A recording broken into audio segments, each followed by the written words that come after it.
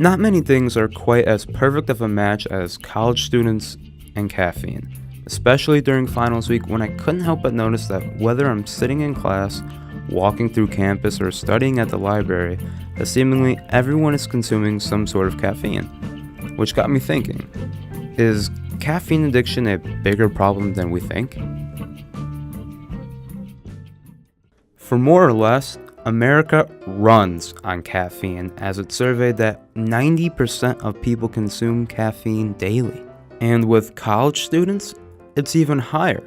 With the added pressure of deadlines, piles and piles of work, and seemingly not enough time in a 24-hour day, college students tend to resort to caffeine, relying on adenosine for energy and alertness, as a 2017 survey found that over 92% of college students drink caffeine on a daily basis. But how many of those people can actually tell you what caffeine even is or how it really works?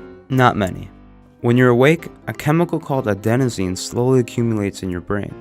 This adenosine binds with receptors in your brain that slows down brain activity. So the more adenosine there is, the more tired your brain feels, which makes sense as the longer you are awake, the more fatigued you become.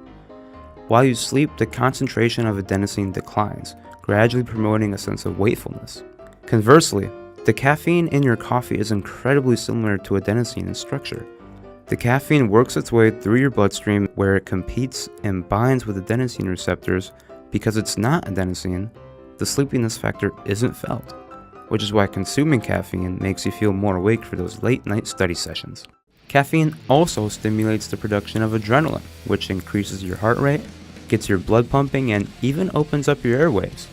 Lastly, it affects dopamine levels by preventing its reabsorption in the brain, which makes you feel happy. In fact, this is the exact same thing that cocaine does, just at a lesser degree. Caffeine is a drug after all, the most commonly used drug in America actually. But caffeine consumption isn't perfect. It does come with its negatives, especially when you consume too much of it. Caffeine is known to increase mental alertness, but too much caffeine can lead to anxiety, nervousness, and extreme jitteriness. As mentioned before, caffeine blocks adenosine receptors to help keep you awake longer, but too much caffeine can make it difficult to get enough sleep and ultimately lead to insomnia. It has also been shown to raise blood pressure, which increases your chance to suffer a heart attack or stroke. And once the caffeine leaves your body, you become fatigued and your energy levels suddenly come crashing down. And last but not least, addiction. There's no denying that it can be habit forming, and though caffeine affects your brain similarly to cocaine, it does not cause the same classic addiction that comes with cocaine. However, it may lead to psychological or physical dependency. So you're probably beginning to ask yourself, am I addicted to caffeine? What exactly classifies you as an addict? Well, to start off, according to the Mayo Clinic, 400 milligrams of caffeine per day is considered safe for an adult. That's equivalent to almost 2 5-hour energies, 5 8-ounce Red Bulls, 5.5 12-ounce lattes, or 8.5 12-ounce Diet Cokes. But if you're not sure how much caffeine you consume daily, here are some signs of addiction to look out for. If you suffer headaches after missing your daily cup of coffee, you are super grumpy before you consume caffeine, you can't concentrate without being caffeinated, your tolerance builds up and you need more caffeine for previous results, and you just can't say goodbye to caffeine. So, is caffeine addiction a bigger problem among college students than we tend to realize? Not quite.